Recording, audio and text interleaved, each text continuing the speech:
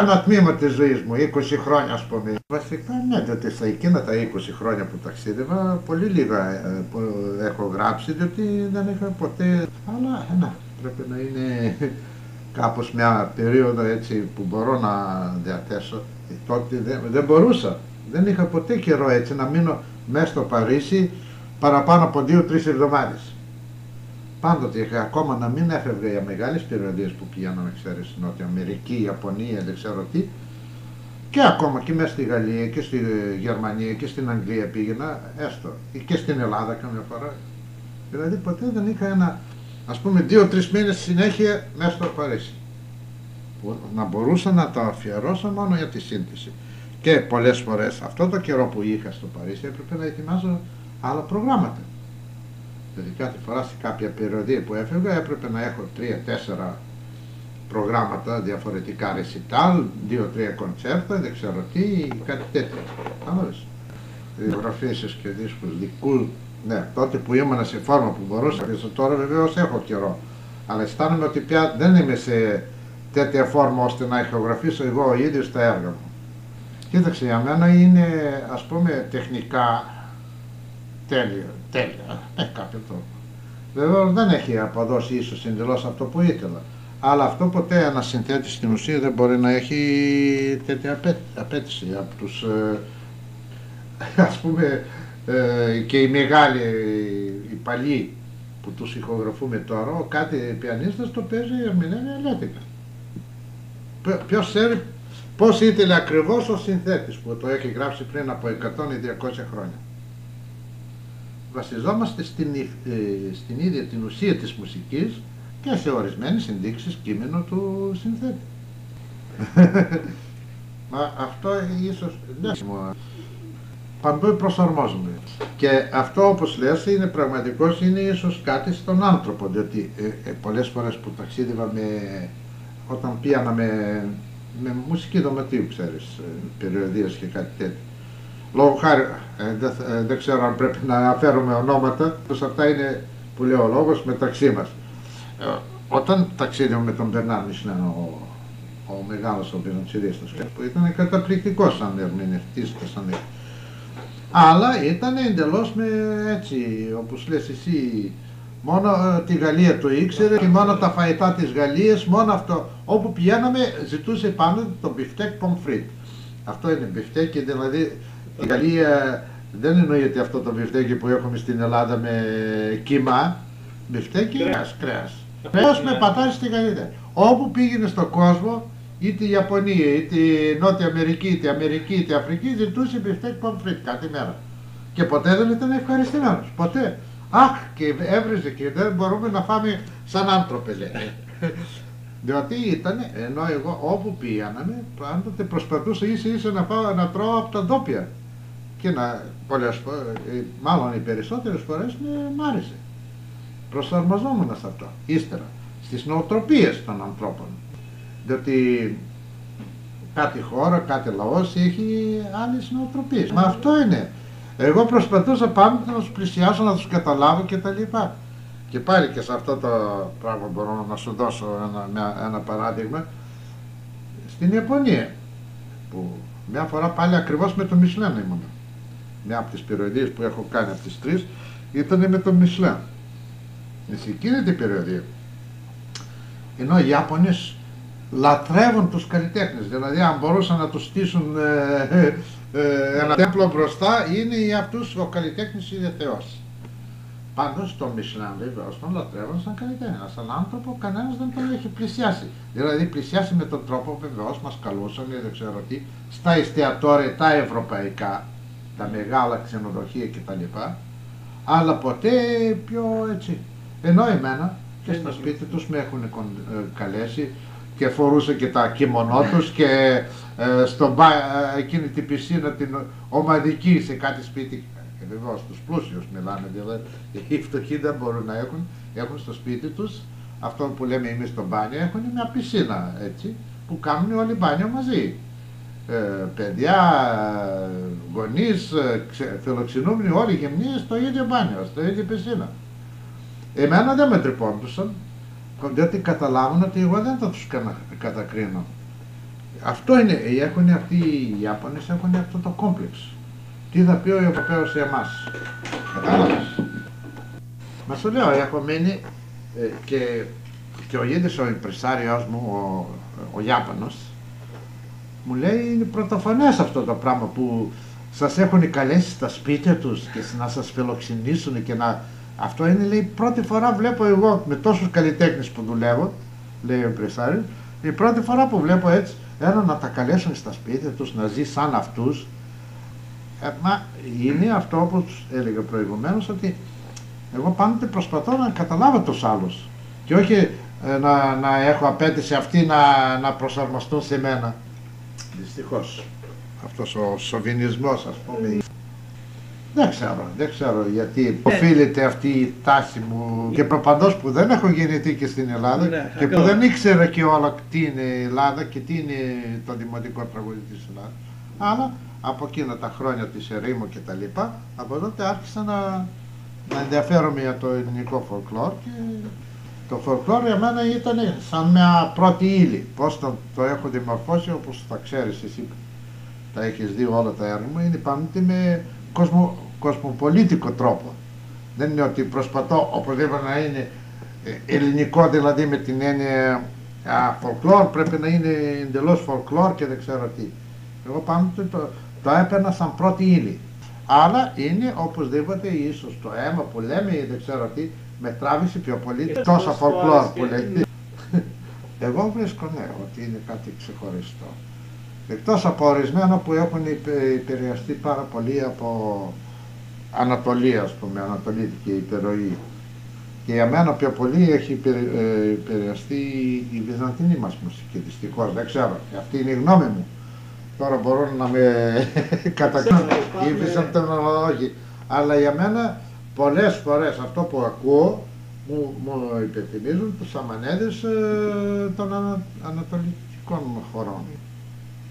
Όχι, αυτό είναι το καθαρό βυζαντινό. Η τροπάρη του Αγίου Δημητρίου, η Χριστός Ανέστη, δεν έχει τόσα χρωματικά. Δεν έχει χρωματικά καθόλου. Και αυτό που λέω, που μπορεί πολλές φορές για τους δικούς μας βυζαντινολόγους να φανεί, πώς να πούμε, προδοσία ή δεν ξέρω τι, εγώ πολλές φορές λέω πιο βυζαντινά γνήσια θέματα μπορείς να βρεις στη ρωσική μουσική, θρησκευτική εννοώ, ή στη ρουμάνικη δεν ξέρω τι, διότι αυτοί έχουν κρατήσει το γνήσιο το βυζαντινό. Δεν είχαν μετά την επιρροή που ναι, είχαμε εμείς μετά αργότερα με τις επιρροές από την Ανατολή. Καλά, έχουν οπωσδήποτε και επιδράσεις, αλλά υπάρχουν ορισμένα νομίζω μέρη της Ελλάδος που επηρεαστήκαν πολύ λίγο. Τα υπηρώτικα νομίζω, τα νησιώτικα και γενικώς τα νησιώτικα λιγότερα επηρεαστήκαν από τους Τούρκους. Τώρα ξυπνήσαμε, αφού μας λέγανε ότι εμείς είμαστε οι Βούλγαροι, ήδη οι Έλληνες κάτω μας λέγανε ότι εμείς είμαστε οι Βούλγαροι, λέει. Αυτό δεν ξέρω, μου φαίνεται σου έχω πει το περιστατικό που είχαμε πάτη στη Λευκάδα μια φορά. Πηγαίναμε με τη χοροδία της Θεσσαλονίκης της όπερας για το φεστιβάλ Κεφαλονιάς. Με ένα πούλμαν φτάσαμε το πρωί στη Λευκάδα και ξεκινήσαμε νύχτα από εδώ και έπρεπε να πάρουμε το φέρι boat να μας πάει στην Κεφαλονιά. Εκεί στην Λευκάδα όταν φτάσαμε στο, πώς λέγεται εκείνη η πόλη, όχι στη Λευκάδα πια, από που θα παίρναμε το ferry boat. Δεν θυμάμαι, εκεί που είναι απέναντι και το νησί εκείνο Σκορπιός και τα λοιπά. Λοιπόν, δεν έχει σημασία. Φτάσαμε στην πόλη και στη νη και τα λοιπά. Για κάποια στιγμή έπρεπε να στρίψουμε για να βγούμε στην παραλία για να πάρουμε το ferry boat. Ήταν σταματημένα τόσο αυτοκίνητο, στενός ο δρόμος, το πούλμαν δεν μπορούσε να γυρίσει. Αρχίσαμε να ρωτάμε ποιανού είναι αυτό το αυτοκίνητο, ποιανού είναι, να μας βοηθήσουν. Από εκεί που δεν ξέρω, κάτι ακούμπησε ο σοφέρ μας το αυτοκίνητο ένα από τα στεμμένα, άρχισε να χτυπάει η σιρήνα, αυτή η αγερμός. Και βεβαίως προκάλεσε ένα θόρυβο, δεν ξέρω τι, μαζεύτηκε ο κόσμος και είχαμε στο πούλμαν γραμμένο χοροδία όπερας Θεσσαλονίκης. Αχ, ήρθαν οι Βούλγαροι, δεν ξέρω τι, και μας κάνουν φασαρίες και σχεδόν επετέθηκαν στις γυναίκες. Καταλαβαίνεις τι γίνεται. Για κάποια στιγμή, εγώ λέω, μα τι, δεν υπάρχει αστυνομία εδώ, δεν ξέρω τι. Και ήταν ένας με πολιτικά, ναι, εγώ είμαι αστυνομία. Μα κάντε κάτι, του λέω. Μα τι να κάνω, εγώ συμφωνώ μαζί τους. Κατάλαβες. Ότι είμαστε οι Βούλγαροι. Επειδή ήρθαμε από τη Θεσσαλονίκη. Τώρα ξέπνισε όλη η Ελλάδα. Αχ, η Μακεδονία μας, αχ, η Θεσσαλονίκη μας, αχ, αυτό. Εγώ βεβαίως είχα, παρόλο που δεν έχω ζήσει ούτε γεννήθηκα στη Μακεδονία και Θεσσαλονίκη, με τραβούσαν. Δεν ξέρω πώς να το εξηγήσω αυτό, αφού ένα από τα πρώτα μου έργα έτσι μεγάλα ήταν αυτά, στα βουνά της Μακεδονίας, ένα συμφωνικό ποίημα. Μετά βεβαίως το θεωρώ τη Θεσσαλονίκη σαν δεύτερη μου πατρίδα, γιατί και οι γονείς μου ήρθαν με το 44 εδώ 45 σαν πρόσφυγες. Από τότε θεωρώ και εγώ τον εαυτό μου σαν Θεσσαλονικιός και σαν από τη Μακεδονία, παρόλο που η καταγωγή μας του πατέρα μου ήταν από τη Θράκη. Αλλά πάντως δεν έχει σημασία, η Βόρεια Ελλάδα είμαστε. Φαίνεται η επιρροή αυτής και της Μακεδονίας και της Θράκης πιο πολύ. Θέματα που χρησιμοποιούσα έκαθαν. Δεν ξέρω, δεν μπορώ να πω. Μάλλον τον Άγιο Δημήτριο περίπου μπορώ να πω, γιατί είναι από τις πρώτες φορές που ήρθα εγώ τότε στην Ελλάδα από το Παρίσι, το 51-52, και όταν επισκέφτηκα και την εκκλησία του Αγίου Δημητρίου και τον τάφο και τα λοιπά και άκουσα λίγο την ιστορία του Αγίου Δημητρίου, δεν ξέρω, αυτό το θέμα από την πρώτη στιγμή με έχει εμπνεύσει. Αλλά τότε ήμουν, όπως ξέρεις, σε περιοδίες και τα λοιπά. Σιγά σιγά δούλευε μέσα μου, μάλλον στην αρχή, πότε είναι, εσύ ξέρεις καλύτερα από μένα μου φαίνεται, το 1953 που έγραψε εκείνο το συμφωνικό πρελούδιο, που δεν έχει καμιά σχέση με το ορατόριο. Ναι, μετά το έχω χρησιμοποιήσει και εντός του. Αυτό βασιζόταν απάνω στην ιδέα αυτή του Αγίου Δημητρίου. Και εδώ πρέπει να σου πω ότι το πρώτο θέμα του πρελούδιου που πήγα, ξέρεις που πήγα, γιατί τότε δεν είχα επαφή εδώ στην Ελλάδα να ζητάω τα θέματα, τα γνήσια, τα βυζαντινά. Στο Παρίσι πήγα στον Μητροπολίτη, εκεί που έχουμε στην Ελληνική Εκκλησία των Παρισίων, ναι. Και του λέω, θέλω το τροπάρι του Αγίου Δημητρίου. Και αυτός μου το τραγούδισε με τέτοιο τρόπο, που το έχω σημειώσει, που σχεδόν δεν έχει καμιά σχέση με το γνήσιο το τροπάρι του Αγίου Δημητρίου. Πολύ μακρινή σχέση έχει. Και εκείνο το θέμα το έχω χρησιμοποιήσει στο πρελούδιο. Αλλά βγήκε ένα ωραίο θέμα, σαν υλικό βεβαίως, μουσικό υλικό. Αλλά δεν ήταν το γνήσιο τροπάριο του Αγίου Δημητρίου. Διότι ο ίδιος ο Μητροπολίτης, Αρχιμανδρίτης μάλλον, μου το τραγούδισε αλλοιωμένο το θέμα. Αλλά έτσι και αλλοιωμένο το έχω χρησιμοποιήσει σαν ένα από τα κύρια θέματα και σχεδόν σε όλο το ορατόριο. Και μετά βεβαίως πήρα εδώ επαφή με τον Παλαιαδόρο και τα λοιπά. Αυτός μου έδωσε το πραγματικό στο γνήσιο τροπάριο του Αγίου Δημητρίου, που το χρησιμοποιώ γνήσιο πια στο ορατόριο. Ύστερα πολλά στοιχεία ιστορικά για τον Άγιο Δημήτρη, πιο πολλά τα βρήκα στην Εθνική Βιβλιοθήκη της Γαλλίας. Καταπληκτικά στοιχεία που ίσως και εδώ δεν τα ξέρουν ορισμένα από αυτά. Για το Κύριλλο και Μεθόδιο, λόγω χάρη πάλι πολλά μουσικά στοιχεία και τροπάρια βρήκα στη Βιβλιοθήκη του Βελιγραδίου. Ναι, από εκεί βρήκα το τροπάριο του Κυρίλλου και Μεθόδιο, το πραγματικό τροπάριο, το γνήσιο, το βυζαντινό, εκεί το βρήκα. Μετά και στη Σόφια βρήκα πάλι για το Κύριλλο και Μεθόδιο στοιχεία. Μουσικά μιλάμε, για τα θρησκευτικά μιλάμε.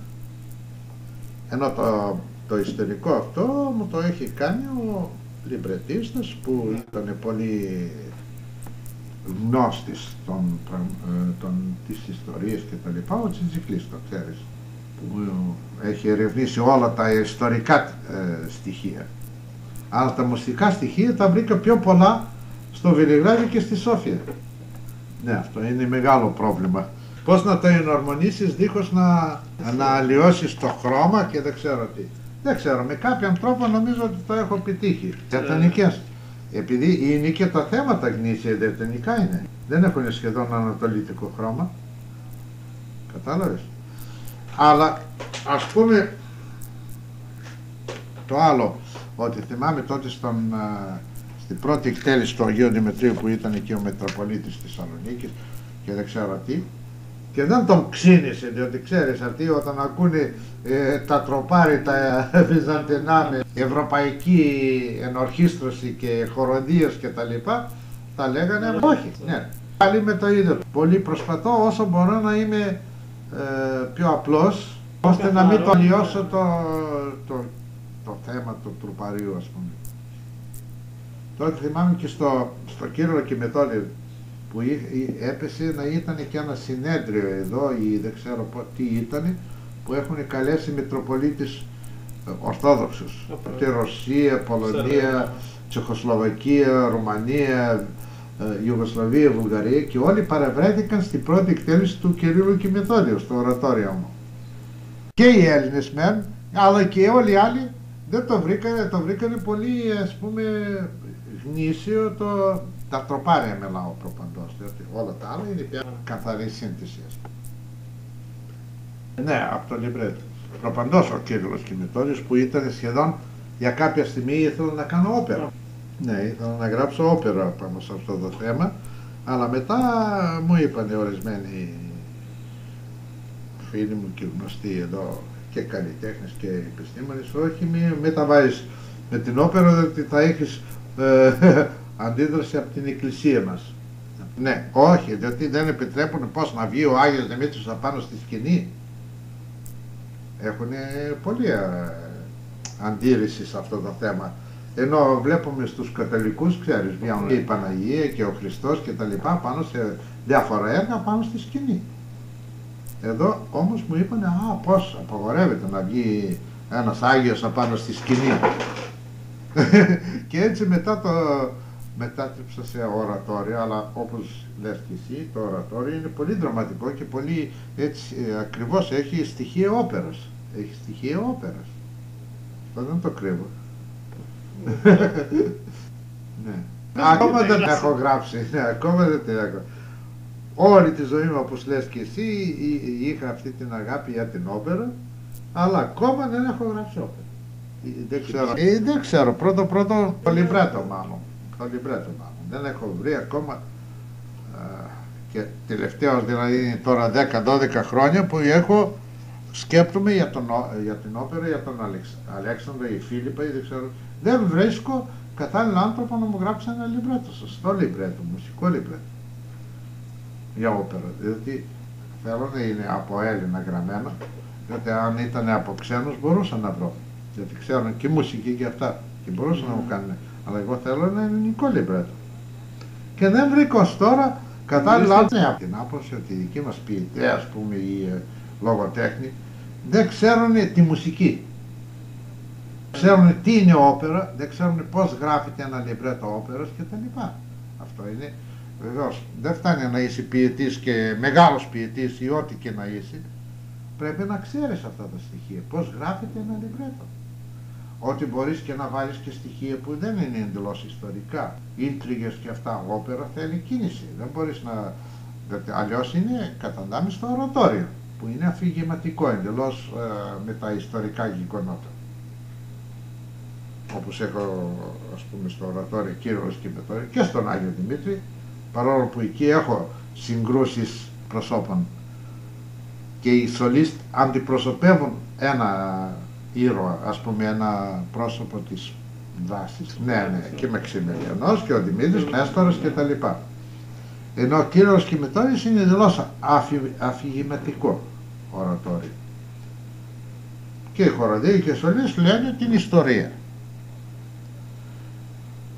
Λοιπόν, λιμπρέτο, ποιος που θα μπορούσε να μου κάνει, ως τώρα δεν έχω βρει κατάλληλο άνθρωπο, παρόλο που έχουμε ποιητές, δόξα τω Θεώ, στην Ελλάδα υπάρχουν οι μπόλικοι. Αλλά να μου γράψει, να ξέρει τι είναι λιμπρέτο, δεν το ξέρω. Δεν ξέρω πώς να το εξηγήσω. Εγώ βασικά λέω ότι μάλλον δεν ξέρουν τι είναι λιμπρέτο όπερας, πώς γράφεται λιμπρέτο όπερας, πώς γράφονται τα ντουέτα, τα τρία, τα σύνολα, πώς θα μπει, χοροδία θα πει ένα πράγμα, ένας σολίστ θα πει ένα, άλλος θα πει κάτι άλλο, Δεν ξέρω τι, όλα αυτά πρέπει και ποιητικά να είναι όμως πώς λέγεται αυτό, συναρμολογημένο, όχι, να είναι στο ίδιο ρυθμό ή κάτι, διότι αλλιώς έτσι πώς θα τα βγάλει πέρα, ότι η χοροδία θα πει σε ένα ρυθμό, ο σολίστας ένας θα πει σε άλλο, πρέπει να είναι σε κάποιο... Μα δεν υπάρχει πρώτο παράδοση λιβρετίστα για όπερα, δεν υπάρχει. Είναι.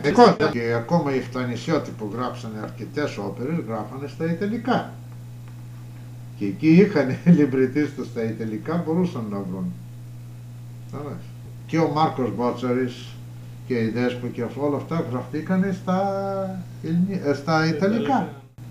Και μετά έγινε μετάφραση στα ελληνικά. Αλλά από την άλλη μεριά δεν ήταν και ελληνική όπερα, ήταν κάτι ιταλική όπερα. Ναι, κάπου που χρησιμοποιούσαν κάτι που θύμιζε η Ελλάδα, ας πούμε. Αλλιώς ήταν εντελώς, τι να αναφέρομαι, ότι ο Καρέρες πολλές φορές στις όπερες τους παίρνει σχεδόν αποσπάσματα ολόκληρα από όπερες του Βέρντι. Μα σχεδόν δίχως καμιά αλλαγή.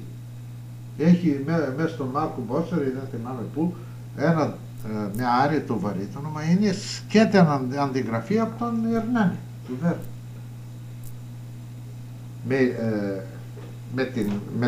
Με το δικό του το λιμπρέτο, βεβαίως τα λόγια διαφορετικά. Πάντως η μόνη που κάνει κάποια προσπάθεια για την όπερα ήταν η Ευθανήσια. Και ο Καλομήρης βεβαίως, αλλά ο Καλομήρης, ναι, αυτός έπεσε σε άλλο, αυτό στο βαγνερισμό και τα λοιπά, και έπνιξε το ελληνικό χαρακτήρα μέσα στο βαγνερισμό του. Και πολύ περίπλοκη και φορτωμένη ορχήστρα και όλα αυτά. Κάπως τέτοιο. Ενώ είναι πολύ σημαντικός, πάρα πολύ σημαντικός ο Καλομήρης, νομίζω. Δυστυχώς αυτά τα έργα, γενικώς σε όλα τα έργα του, και στα πιανιστικά και στα δεν ξέρω τι, είναι πολύ φορτωμένος. Πολύ προσπαθούσε και διάφοροι ρυθμοί ένα πάνω στο άλλο και διάφορα που στην ουσία όμως αντί να δώσουν μια καθαρή εικόνα, ήταν όλο ένα κομφούζιο εκεί μέσα τις περισσότερες φορές. Πώς στην Ελλάδα, δεν μπορώ και εγώ να το εξηγήσω, βεβαίως εγώ Λαβράγκας έκανε κάτι έτσι προς το ελληνικό, κάτι σου. Ο λιγότερος Ρώσος, ο Τσαϊκόφσκι, είναι ο λιγότερος Ρώσος, είναι πολύ κοσμοπολίτης. Οι πιο γνήσιοι Ρώσοι είναι βεβαίως η ομάδα των 5 και βασικά ο Μποροδίν, ο Μουσόρσκι, Ρίψη-Κόρσακοφ, αυτοί οι τρεις. Και μόνο αυτό, η Μπέλα Μπάρτοκ για την Ουγγαρία, ο Ντβόρζεκ Σμέτανα για την Τσεχοσλοβακία, δεν ξέρω τι, ο Ινέσκο για τη Ρουμανία. Επειδή ήξεραν να χρησιμοποιήσουν το folklore τους με τέτοιο τρόπο ώστε να είναι και κατανοητό για όλο τον κόσμο παγκοσμίως, αλλά να είναι και γνήσιο το folklore του τόπου του. Νομίζω ο Κωνσταντινίδη, ναι, και εγώ, ο Γιάννης, όχι γενικώς, αυτός χρησιμοποίησε, παρόλο που έχει πολλές αυτές φιωριτούρες και δεν ξέρω τι, αλλά σχεδόν νομίζω είναι ο πιο επιτυχημένος ως προς το ελληνικό folklore, είναι ο Κωνσταντινίδη.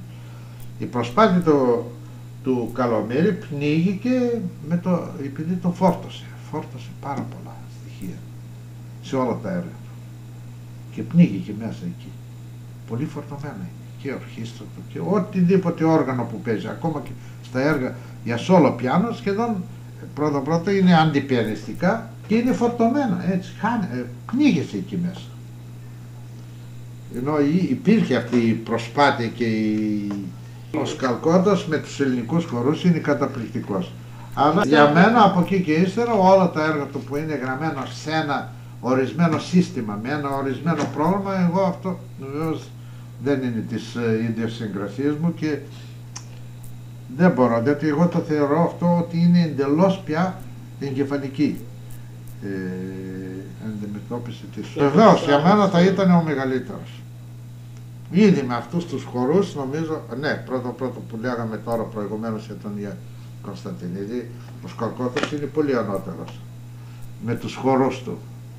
Αλλά από εκεί και ύστερα σχεδόν όλα τα έργα του είναι δωδεκαφωνικά, είναι εκείνο το εγκεφαλικό. Και κρίμα. Παρόλο που ο Σέντερτον έλεγε ότι είναι καλύτερο μαζί, και τι με αυτό.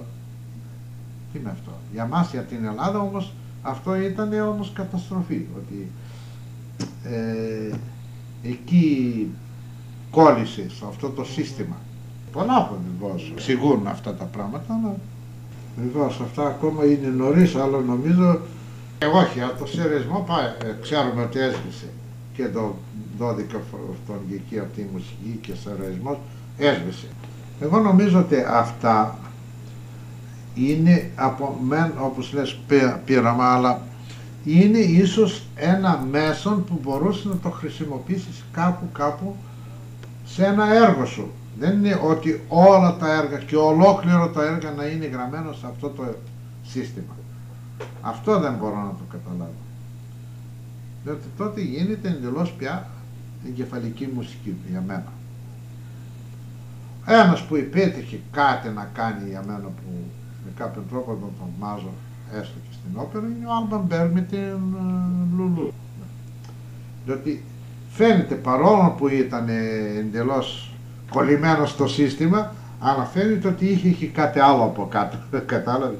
Όπως λέω εγώ πολλές φορές για το Μπαχ, που πολλοί με κατακρίνουν ότι αχ, δεν σας αρέσει Μπαχ. Μα εγώ το θεωρώ πιο πολύ μαθηματικός και εγκεφαλικός. Είναι άλλο, ο καημένος ο ίδιος ο Μπαχ ποτέ δεν σκεφτόταν ότι η μουσική θα γίνει αυτό που είναι τώρα στην εποχή. Εκείνος είναι εργάτης της μουσικής που ήταν υποχρεωμένος να γράψει κάτι. Κάτι εβδομάδα, κάτι τόσα έργα να βγάλει. Αλλά ο Μπαχ οπωσδήποτε ήταν μια μεγάλη ιδρυφία. Και παρόλο αυτό το σύστημα που χρησιμοποιεί εκείνο το στερεότυπο, φαίνεται ότι είχε κάτι από κάτω. Κατάλαβες. Αυτό λέω και για τον Άλμπαν Μπέργκ. Παρόλο το σύστημα έχει. Ενώ ο Σκαλκώτας είναι πιο πολύ έτσι, πιο ξερός, δηλαδή εκεί κολλημένος στο σύστημά του. Να μην ξεφύγει μια νότα, να μην, αχ, πρέπει να είναι 12 νότες κατά σειρά, δεν ξέρω τι και τα... όχι και έτσι πια. Αλλά οπωσδήποτε χρειάζεται και εγκεφαλική εργασία, όπως έλεγε και ο Έδισον, το είπε, ο Μαρκόνι, δεν θυμάμαι ότι είναι, η ιδιοφυΐα είναι 5% έμπνευση και 95% τρώτα. Σωστά είναι. Χρειάζεται βεβαίως οπωσδήποτε και ο εγκέφαλος, η σκέψη και γνώσεις και τα λοιπά. Αλλά χρειάζεται και κάτι άλλο. Έτσι θεωρώ εγώ την τέχνη της μουσικής βασικά. Δεν ξέρω. Κοίταξε, και αυτό ίσως εξυπηρετεί ακριβώς μια κατάσταση που είναι της υπόθεσης του έργου. Και είναι σαν υποστήριξη, δεν είναι γνήσιο, ας πούμε, μουσική σαν υποστήριξη, ναι, να δώσει κάποια ατμόσφαιρα. Και πάρα πολύ ωραία, υπάρχουν όμως και πραγματικώς πολύ ωραία μουσικά έργα στο κινηματογράφο. Από μεγάλους συνθέτες και τα λοιπά. Δεν είναι μόνο έργα μόνο να υποστηρίξουν την ατμόσφαιρα. Εδώ έχουμε το παράδειγμα με τον Άιζενστάιν και τον Προκόφιεφ. Πολλές φορές ο Άιζενστάιν, επειδή ήταν η μουσική τόσο ωραία του Προκόφιεφ, προσθέτησε εικόνες και τα λοιπά παραπάνω για να εξυπηρετήσει τη μουσική. Όχι ότι η μουσική έπρεπε να εξυπηρετήσει τον Άιζενστάιν. Πολύ βεβαίως, είναι πολύ ωραία που το λες. Έτσι είναι, βεβαίως ο κινηματογράφος σου δίνει αυτή την ευκολία να χρησιμοποιήσεις διάφορα είδη της μουσικής. Καλά, βασικά βεβαίως το πρώτο του Προκόφιεφ για τον Αλεξάνδρο Νεύσκι, για τον Ιβάν ο Τρομερός, δεν ξέρω τι. Η μουσική του στέκεται και μόνο σαν μουσική.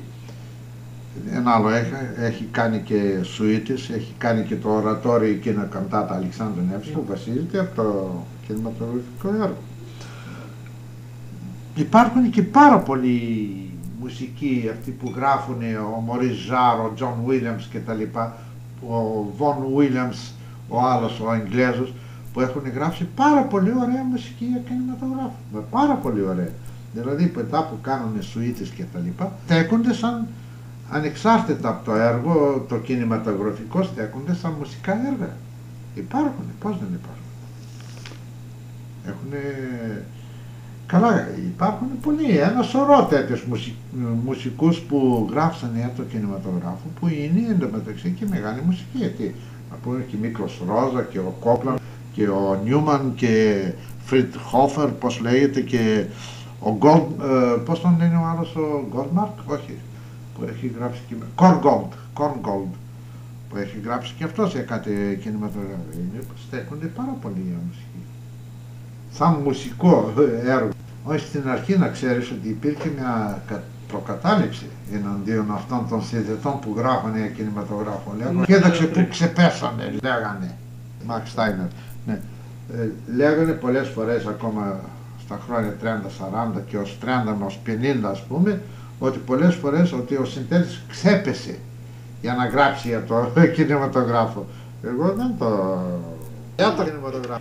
Σαν μουσική στην ουσία δεν έχει τόση μεγάλη αξία, γιατί είναι πρώτο ο Ρίτσαρντ Άντενσελ, που και εγώ το έχω παίξει σε πολλά recital μου, σαν ήταν το κομμάτι που είχε το περισσότερο σουξέ τότε, εκείνη την εποχή. Μιλάω για το 43, 44, 45 που βγήκε αυτό από το κοντσέρτο της Βαρσοβίας, πώς λέγεται η ταινία, καλά δεν έχει σημασία. Αλλά έχει πιάσει τόσο πολύ. Μετά υπήρχε ένας άλλος που προσπάθησε να το μιμηθεί, ένας που έγραψε Cornwall Rhapsody, κάτι τέτοιο, πάλι σε ένα έργο, που είναι η μίμηση του κοντσέρτο της Βαρσοβίας. Αλλά το κοντσέρτο της Βαρσοβίας στην ουσία είναι μείγμα Σοπέν, Ραχμάνινοφ, Λίστ κτλ. Αλλά κατάφερε αυτός ο Άντενσελ να βρει έτσι τόσο κατάλληλο θέμα που να συναρπάζει όλο τον κόσμο. Λοιπόν, έλα, γεια σου και όλα καλά να πάνε και θα τα πούμε και άλλη φορά.